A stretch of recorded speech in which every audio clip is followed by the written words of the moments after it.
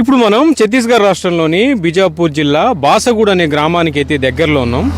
ఇక్కడ నుంచి మనం 1 కిలోమీటర్ దూరం ప్రయాణిస్తే బాసగూడ అనే గ్రామం వస్తుంది. ఈ బాసగూడ మొత్తం కూడా మావోయిస్టు ప్రభావిత ప్రాంతం. మావోయిస్టుల కదలికలు ఎక్కువగా ఉండే ప్రాంతం. ఈ ప్రాంతంలోని మనకు రహదారి వెంబడి ఎటు చూసినా కానీ ఇలాంటి గీతలు అయితే కనిపిస్తున్నాయి. చాలామంది కూడా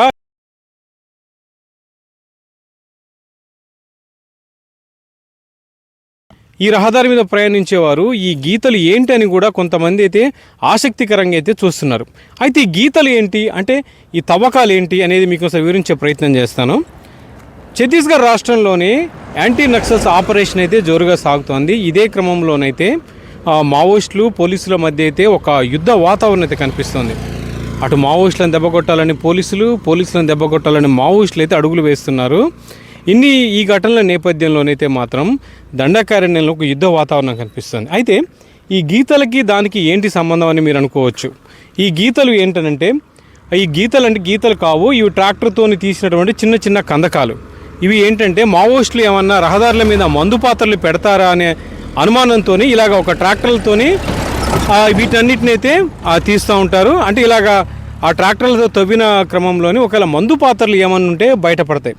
ఎందుకు ఈ ప్రాంతంలోని ఇవి ఎక్కువగా తవ్వుతారంటే గతంలో కూడా ఈ ప్రాంతంలోని మావోయిస్టులు 2-3 సార్లు రహదారుల మీద మందు పాత్ర పేల్చారు.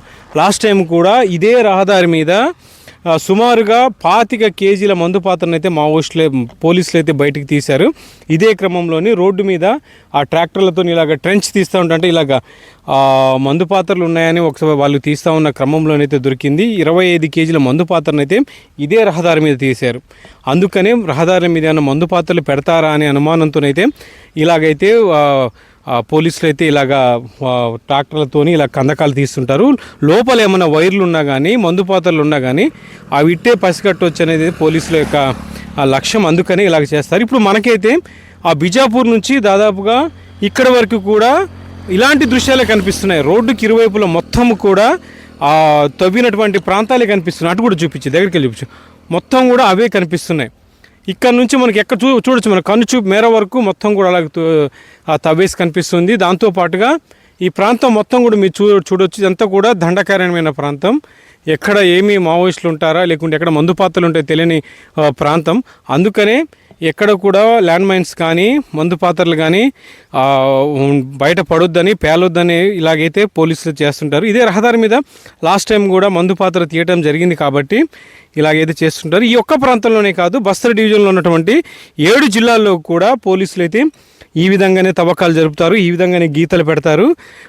మావోయిస్టులు ఏమైనా మందు పాత్రలు ఏమైనా పెడితే మాత్రం వాటిని ఇట్టే పసిగట్టేయచ్చు అనేసి పోలీసుల యొక్క లక్ష్యం. అందుకని ఇలాగ చేస్తుంటారు.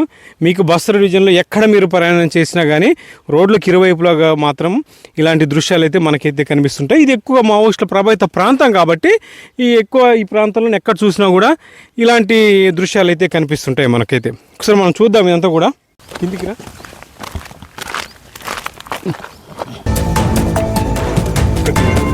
అట్లా